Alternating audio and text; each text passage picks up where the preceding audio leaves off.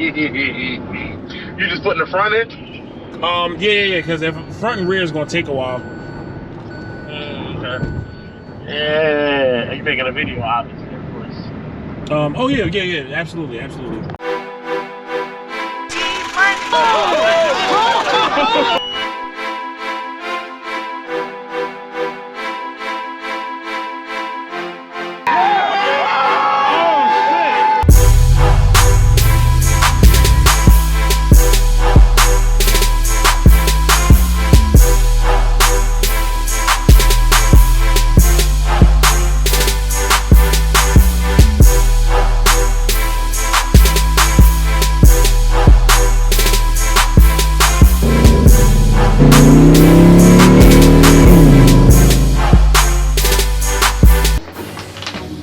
Ooh, had to clean up that porch, and now I gotta go to Walmart. And we ain't taking the race car today. We taking the man van, the minivan. All right, back at y'all with another weekend of poor decisions and modding my daily driver and whatnot. Pulled out, looked at my Caprice, man, and I'm just like, oh, I'm gonna have to get to that sooner rather than later. But kept it pushing. Went over to Walmart. Started heading that way so that way I could go and grab everything that I needed. I knew I was going to change my oil, knew I was going to be swapping out the sway bar, figured I'd be able to knock it out in a decent amount of time, and just grabbed the essentials. Lucas, of course, got that out the way, then went over, grabbed the motor oil. Nothing special, I change my oil pretty frequently, but when it comes to the filter, gotta have a Wix, man, gotta have a Wix. After that, came back, hopped in the van, headed back to the crib, and started to plan stuff out. Had a shindig with my neighbors, had that planned out for a few weeks. Cool people, blessed to have these guys and these gals as neighbors, and the real work started the next day. Woke up in the morning knowing I had a lot on my plate, had to keep my word. Cool coworker of mine, Steve, asked me to go by his niece's spot. She owns like a little gym, and just go by, talk to the kids. And we did that, drove the ambulance up there, showed the kids around. They had a ball, they loved it, turned the lights on for them. And you know, it didn't take too long. So after I got done that, started making my way back to the house and just to execute the plan, man, to get on this sway bar and to make it happen. But it was hot today. Okay, so here's some food for thought. Most of the GMT 400 OBS's 88 to 98 came with a 1 1/4 inch diameter sway bar. It did vary depending on certain packages that came with the trucks, but generally most of them are 1 1/4 inch front sway bar diameter. So with me putting in the Belltech, that is a 1 3/8 inch diameter, that I'm going to explain how you can have an advantage in going with that. So to most people online, I see when they're not sure, and which I can understand because I used to think the same way, is that when you see going from 1 1/4 to 1 3/8, it doesn't really seem like a big difference as far as diameter. But when it comes to the actual physics of how that metal bends and how it complies to the suspension, that's where the difference comes into play. So if you have a 1 1/4 inch sway bar and you step it up to 1 3/8, that difference from 1/4 to 3/8 actually adds 50% rigidity to your sway bar. So think about it as going to work and working time and a half. You get your full pay. That's your stock sway bar. Then you go and you work your overtime. So you get your stock sway bar performance plus half of it on top of its original performance. So you're definitely adding some stiffness to your suspension, and it definitely will make a difference when it comes to cornering and so on and so forth. Now here's where the Spohn Spherical Heim joints come into play on the end links. These end links are made for extra stiffness. The thing that you deal with when you have, of course, factory rubber bushings on your end links is you deal with like a lot of deflection. Even when you upgrade, you go with urethane bushings on your factory style end links. Those also have deflection, but definitely nowhere near as much as the rubber. But once you switch from an actual polyurethane joint and go to a spherical joint with metal, that's where the real rigidity comes into play. So with these, you're definitely going to cut down on the deflection that you get from your end links, and they definitely do hold up to the test of time from what I've read on the forums. All right, we diving right into it, y'all. It's hot. It's dumb hot. I'm out here looking like a glazed donut, but we getting right into it, man. So this is what we got. Remember those remember those sway bars that I got for like a screaming deal? I think for like $150, $140, whatever. This is them. Front and rear sway bar for the GMT 400 88 to 98 pickups, and those are the end links. The end links that I said we were going to be putting on and trying those out.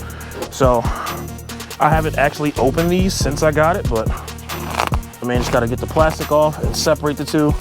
It's definitely not going to be hard to tell which one is which, because the front bar is significantly larger than the rear bar.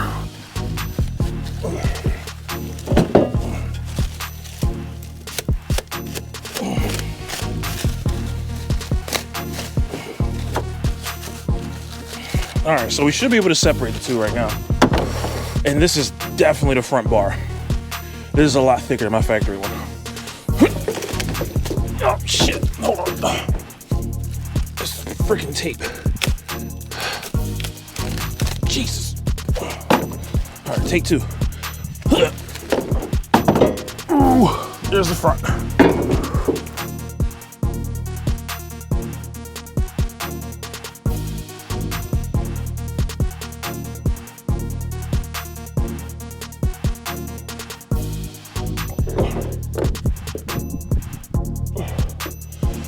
All right, y'all, this thing looks good, man. It's kind of like I want to say like a gunmetal gray, and that's how it comes. I mean, I don't know if the ones recently come that way, but whenever this guy ordered them, he definitely, this is what they come with. So I gotta clean some of the crap off of this end because the plastic is like freaking stuck on there like skin. But once I get that off, we can start putting that on. Number two, also what we're doing today, I gotta do an oil change. I try to keep up my oil changes and do it a lot more often to take care of the motor that I got. So gotta have a Wix as far as my filters. Made that transition about maybe like a year and some change ago, and got my Lucas, and that's usually how I rock out when it comes to those. But let's get up under this thing and get the ball rolling. All right, so while we getting it popping under here, I'm going to I'll start the process of letting this oil drain out, because while I'm doing all this other crap, this could be draining the whole time.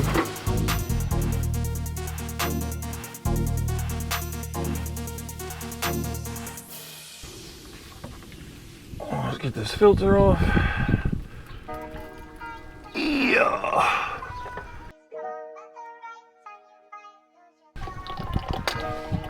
Oh boy, freaking wind. My arch nemesis when changing my freaking oil, man.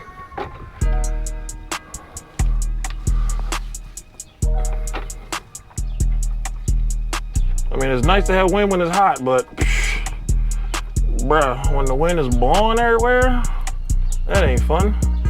Ooh, like shit. Rolling down my arm. Oh God. Oh.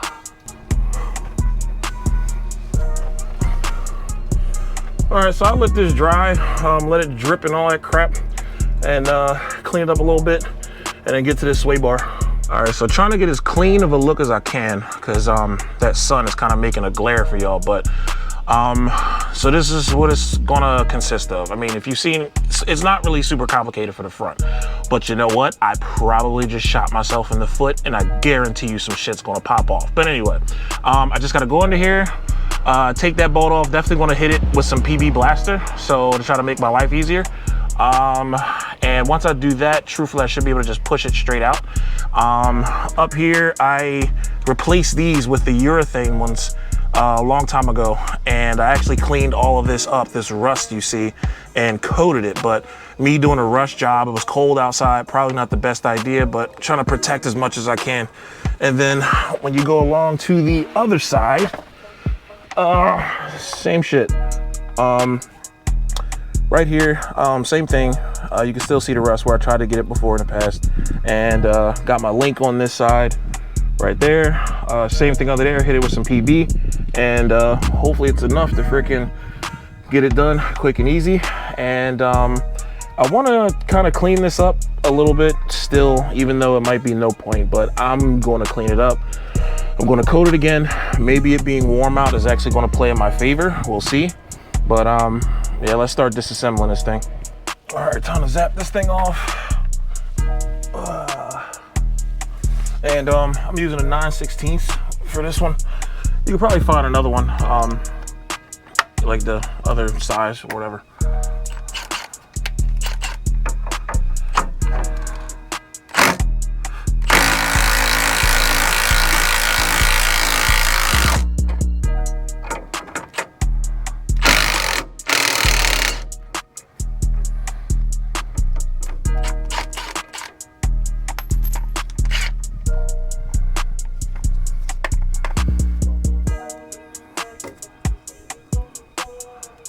Wow, that already started getting eaten away. That's crazy.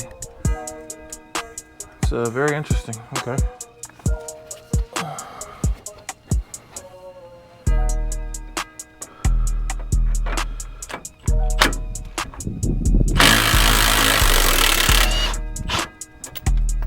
No!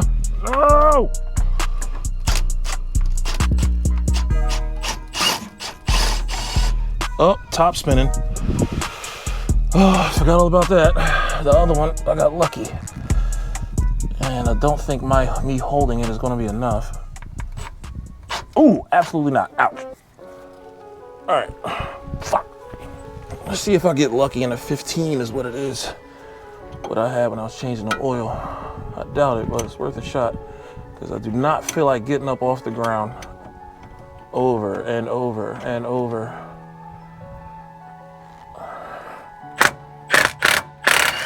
Ah, lucky me.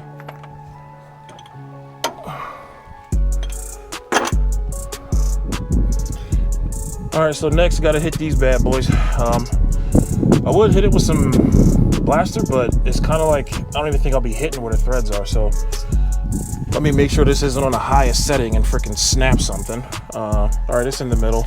That should be good enough. What the hell? Oh, shit.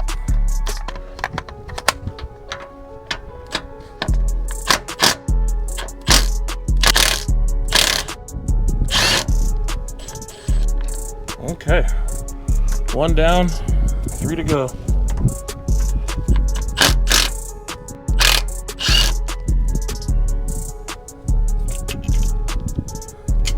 All right, I don't want this to hit me in the face, so let me at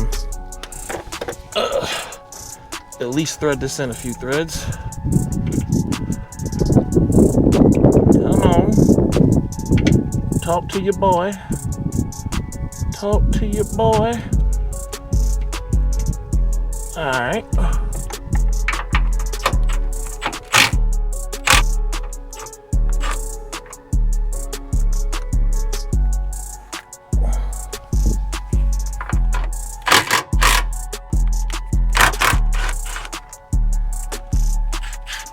All right, so let's see. I got this one bolt on this side. I left a couple threads in so it didn't kill me. And hopefully I can wiggle this out without getting these bolts freaking caught up. There we go. Boom, shaka, freaking laka. Ugh. All right, and there it is. Got this thing out. All right, quick comparison, y'all. Here we got the stock and we got the new hotness. I can tell just by eyeballing it, the significance in the diameter. The one thing that kind of gets me though is I'm kind of curious. The dimensions of the stock one definitely differ from this one. The stock one seems like it has more of an exaggerated arc for clearance of the what's those called, the freaking tie rod ends.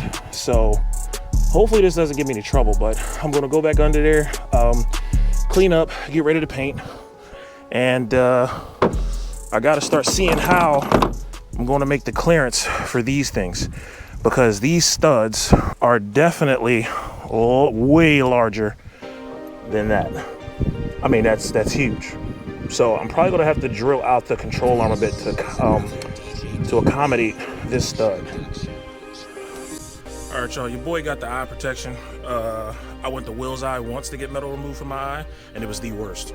But these the end links aren't as large as I thought they were going to be compared to the hole, because I'm going to go and try to use this guy to actually open the hole up a bit to get it in, because it's really close, and I'm going to show you how close it is.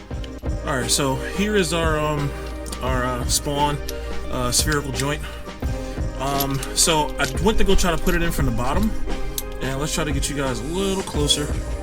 And when I do go in, it's actually not like, I want to say super far off. It's like in there, but it won't go all the way through. So I think I can get away with just clearancing it a bit with my rotary tool. So I'm going to go for that and just try to open it up little by little until I get this to clear, because it doesn't seem like much, but then again, who knows? So we'll see.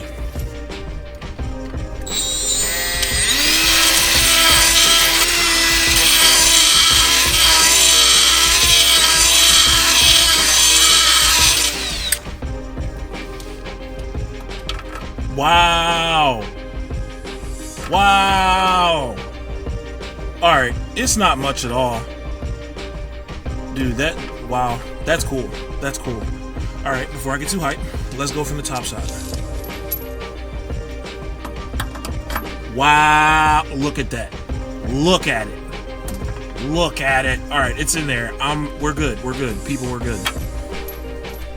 So one thing that I do have to think about is, so just to give you a better look at this. So here's a spherical heim joint, whatever you want to call it. It has loads of movement this way, all the way around, right? But the left to right travel is limited, because then it starts to hit the body. So now my question is, am I going to have it inside like this with the opening facing the front of the car, or am I going to have it in sideways like this with the bolt here facing the front of the car? I don't know.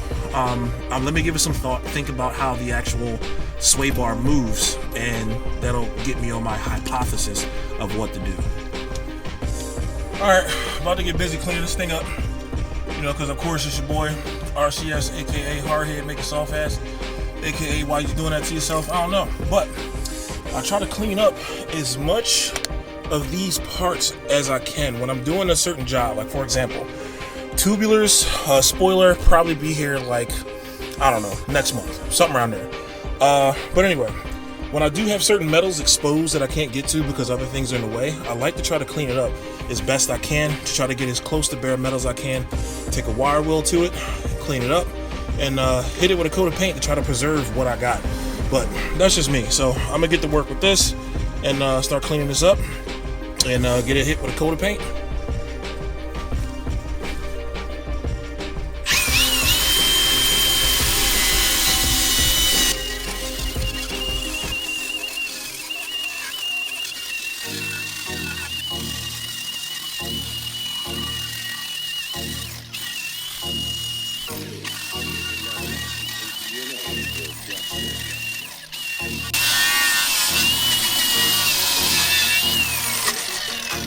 All right, so got as much as I could, took all of this down, got part back. After a while, this started getting in the way, but all of this is getting swapped out. I already have this stuff. It's just a matter of finding the freaking time, man. So that side went over, did the same thing over here. Driver's side, got up as far as I could. And I just hit right by here a little bit, both sides. just so I can slap a little bit of paint on it. So I'm gonna do that now, hit this with some paint, coat it, let it dry, and then start installing the new stuff. All right, so back at y'all, looking like a glazed donut out here, you know what I'm saying? Your boy had to go ham sandwich, man. He had to go ham sandwich. So I went ahead and got the energy suspension red that matches the ones that I previously had. The Belltech comes with black.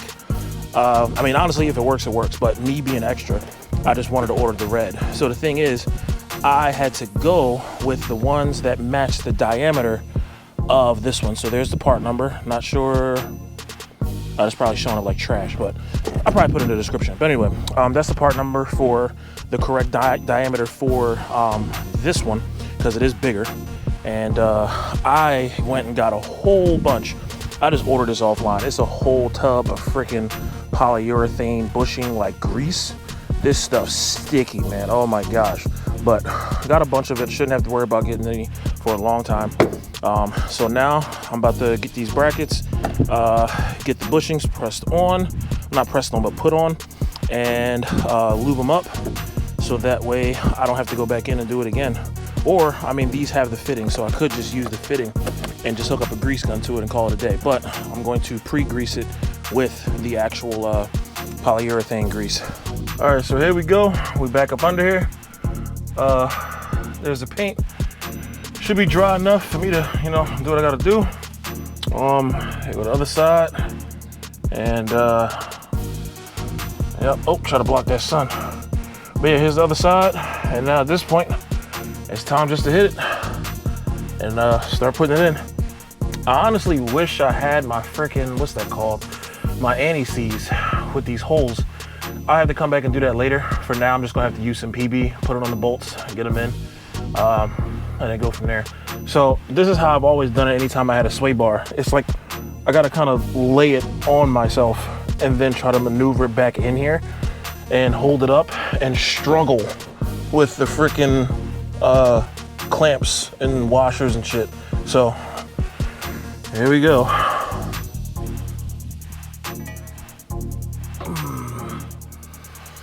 All right, y'all bad boys, gonna be up on top. There we go, on top. And with those resting there, should be able to spin these bad boys around. Here we go. All right. Clamp.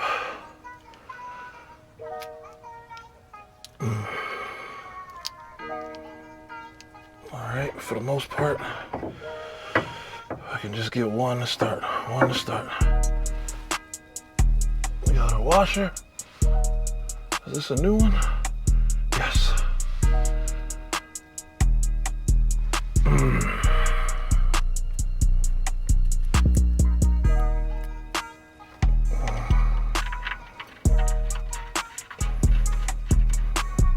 All right, that's a few started.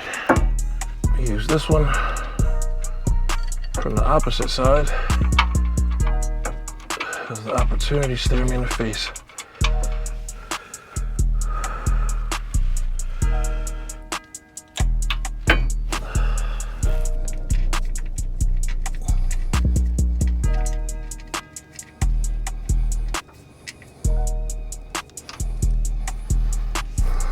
All right, so get the gun. I'm not going to tighten them all the way. I'm gonna just snug them up some so they closer to the actual frame.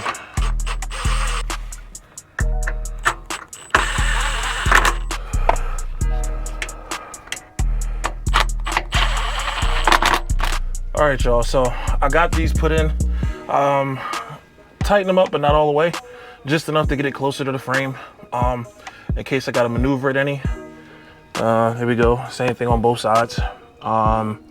So now that I got these in and mocked up, the plan is to go over here and start getting these spawns put into place. So I'm gonna sit this in, and I'm definitely gonna have some more adjustability, and I'll kind of explain the dilemmas in that in a little bit. All right, time to get these bad boys in. a sway bar, I want to say, has left to right movement. Shouldn't be a whole lot, but left to right. It doesn't really go front to back much, if I had to guess. So, not sure. I'll figure out the orientation a little bit. For starters, get this bolt off the top. Take off this washer and this bushing. And now,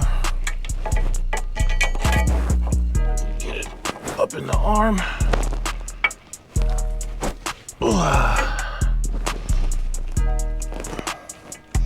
Let this thing sink down in the hole. All right. So it's set in place. Now it's just a matter of getting my bushing back on. Ooh, that's looking tight. Getting this washer on and the nut. All right, washer's on. Nuts on the top. Now, gotta get the big bolt on the bottom. And that's gonna go, let's see, right here.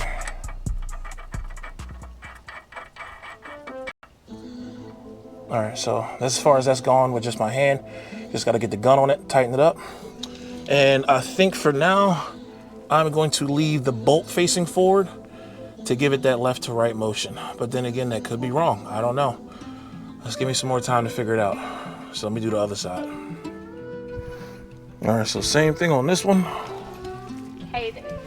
Already got that bottom bolt off. Just gotta get this top nut off. Bushing, washer, boom. Set those down. Get it up in the actual sway bar. Boom. Let it drop in. There we go. Now bushing, washer. There we go. All right, it's pretty much installed, man. So that is the orientation I went with. Bolt forward. Hopefully it doesn't give me any issues. I guess we'll find out. Went up under here. I just used the gun up on here to tighten this bolt up. Thing is, this thing, the actual end leg tends to move. So I just took a flathead and just got the flathead in between the space here to hold the end leg in place. So now I love these extended freaking wrenches I bought that have like the ratcheting wrench, and it's fantastic. So the top of these are 14, and at this point I'm just working it back and forth until I can actually the sun sucks. Just working it back and forth until I get it tight enough where I'm cool with it, and that'll be it. All right, y'all, it's in, man. It is in, looking good. Just wish it could stay looking this good, but you know what? I'm gonna keep doing what I do. I'm gonna keep cleaning parts up, painting with the same paint. Eventually this whole frame will be done. But then again, I mean, it's not a frame off build, of course. And this is my daily driver, so I mean, just do the best I can. And there it is. So we'll see the difference that it feels like. We'll see the difference it makes when it's on the road. So just gotta go for a test drive, see what it do, and yeah, and that'll be that until we get the rear on, and that'll be a whole different story. All right, y'all, we riding. Just giving it a test drive.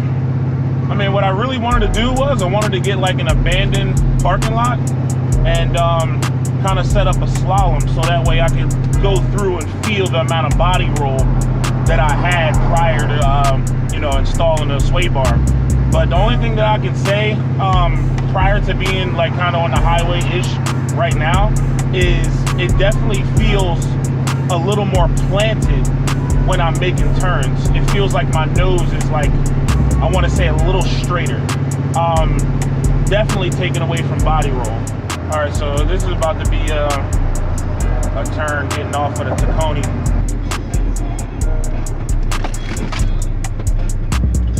Oh yeah, for sure. For sure. Okay, all right, yeah. All right, so I always practice this part to stay in my lane. Let's see how easy it is to stay in my lane. And accelerating without reducing speed. Oh yeah, it's definitely planted a lot more than it usually is.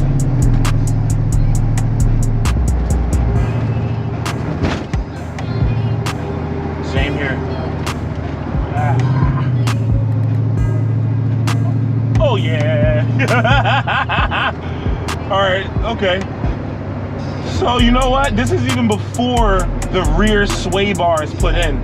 And I know what the rear sway bar is going to do for this thing. Like, I definitely have an idea because I have done that to my Caprice when my Caprice didn't have one, or at least, you know, my model didn't come with one. So when I added a rear sway bar onto my Caprice, it felt like a different animal.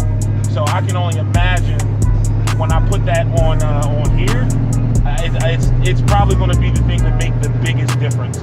But does the Belltech front sway bar for our trucks make a difference? Yes, it does.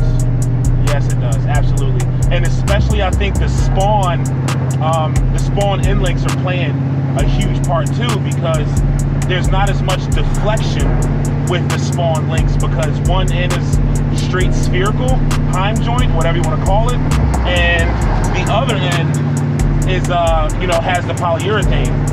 So there's not much room for it to deflect as much as the other one did. Now the stock setup, is it a bad setup? Absolutely not. You know, it's not bad. It'll definitely hold you down. You know, you swap out for polyurethane bushings instead of the rubbers, which have an extreme amount of deflection. But yeah, but this was definitely, this is nice. This is nice. So I'm glad I did it. I'm gonna move on to the next thing. Eventually that'll be the rear sway bar or my freaking intake, or who knows what, but just trying to get it in as I go, man. So, all right, I'll holler at y'all. See y'all on the next one. Peace.